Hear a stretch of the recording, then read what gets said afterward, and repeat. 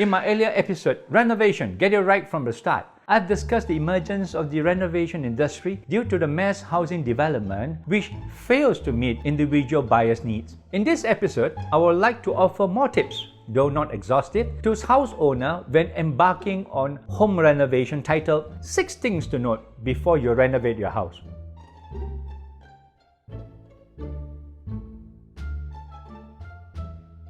Now, the gist of renovation refers to varying the original design of the existing habitat or housing units either by addition, omission, or combination of both. Some common examples are kitchen extension, adding a bedroom upstairs, a study downstairs, widening the living area, etc. For the benefit of owners considering renovation, the National House Buyers Association (HBA) offers the following precautionary pointers. 1. Consent from MC. In many gated, guarded, stratified community schemes, the Management Corporation MC is vested the right to vet through the proposed renovation by a homeowner in an attempt to preserve the neighborhood from becoming disjointed and incohesive. Through the signing of the deed of mutual covenant, when the property is purchased from a developer, the MC is vested with the right to comment and approve on issues ranging from aesthetic, style of design, extent of work, color scheme, height, and how the surrounding environment would look like. Nevertheless, HBA opines that despite the good intention of the MC to preserve the integrity of the neighborhood, the local authorities or Majlis Tempatan remains the only body to approve and comment on this issue. The MC in-house policies and procedures are subservient to the local authorities' laws like Town and Country Planning Act 1976, Uniform Building Bylaws 1984, and a host of others. Anyhow, house owners are advised to seek consultation with the MC in order to ease their part to carry out their works through amicable arrangement. 2. Prerequisites. For houses including those single detached or individual built, completed with or without Certificate of Fitness (CFO), Certificate of Completion of Compliance (CCC), or Occupational Certificate (OC), they may commence their renovation subjected to an approval from the local authorities for amendment to their previously approved building plans.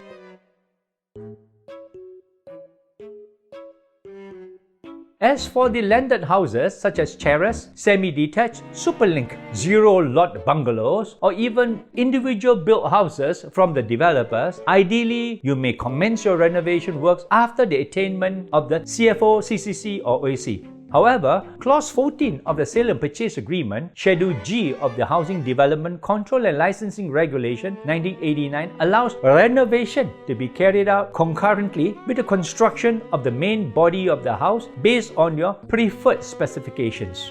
Should you choose to exercise this option of the SMP, it is paramount that you work out the details, works, and specification to be incorporated into your housing unit while the main body of the house is in progress. Remember, the key issue is for the house owner to coordinate closely with the housing developer on these works.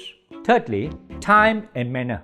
For those who reside in gated and guarded stratified communities, it is important to check out on the terms and conditions stated in the Deed of Mutual Covenant signed between the developer and the purchaser owners. Essentially, for most gated and guarded community, the MC would impose a deposit placement to enable it to utilize this fund to rectify non-compliance left behind by the building contractors engaged by the house owners, such as building debris and waste materials or damage of common properties such as the roads and drains, etc., to preserve integrity of the neighborhood. By understanding this condition, the owners can impose the same on the building contractor at the engagement stage when a sum owing to the contractor is set aside to cater for the same.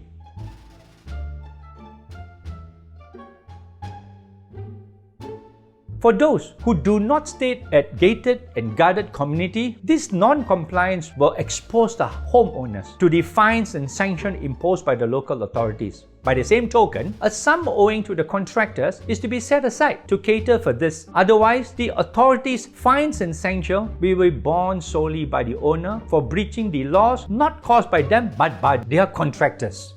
Larry and Kay Hood say their neighbor's tree trimming contractor dropped a branch on their carport awning, causing 2 panels to separate. Larry's worried about monsoon rains. Hood says at first the contractor, Martine's Curbing World, agreed to repair the damage, but then disappeared and hasn't returned phone calls in months. Time for carrying out such renovation is stipulated by the MC as part of the approved condition. This restriction is to ensure that the construction works are limited to the day, where typical working hours would be from 8 a.m. to 6 p.m. from Monday to Friday and 8 a.m. to 1 p.m. on Saturdays, and no work is allowed to be carried on Sunday, a rest day for most of the residents.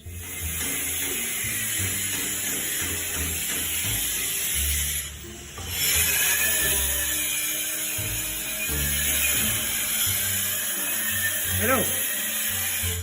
You are allowed to do this Sunday? Are you allowed to do this Sunday? Noisy, you know, my son, my baby all want to sleep. How? Actually, similar time restrictions would also be imposed by the local authorities, regardless of whether the property is within gated guarded communities. This is to ensure the neighborhood is not overly burdened by construction activities that they become a nuisance to the neighborhood, especially during the evenings and weekends. LaGuardia Airport construction, where pile driving starts most days at 7 a.m., making this noise.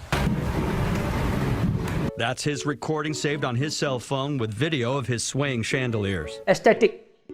This is meant for owners of terrace, semi-Ds, superlink, and zero lots bungalows where indiscriminate renovation will render the neighborhood incohesive, leading to the property being devalued. Try to pay attention and be sensitive to the existing architectural aesthetic. Consult your designer, architects before venturing on renovation affecting the overall aesthetic outlook of the building. Fifth, compliance with approved plans. Failure to follow the approved plans strictly has accounted for many cases where the house owners failed to obtain CFO, CCC or OC for the renovation works. In some cases, the owner have deviated from the approved drawing with or without consulting their architects and not following the requisite procedure for obtaining approvals on such amendment. The end result is that they suffer setback and delays as they are imposed with hefty fines and penalties by the local authorities and slapped with a stop order on site until the proper procedure have been complied with. HBA is a staunch believer of carrying out works in compliance with the requisite local authorities' requirement to cut the unnecessary hassle from authorities and delays, not to mention the hefty fines and penalties. Sixth, financial outlay. Having the financial resources and capital outlay is crucial to the successful completion of the dream renovation works. If at any instant there's an interruption in the steady stream of money, the progress of the renovation would surely be affected. You should ensure that you do not bite off more than you can chew. It's the ultimate payback for anyone who's been told the check's in the post. The client is inside saying she can't pay, so this builder is destroying his own work. My pointers may not be exhaustive, but you are at liberty to seek out the professional services of an architect, engineer, or building draftsman for further insight.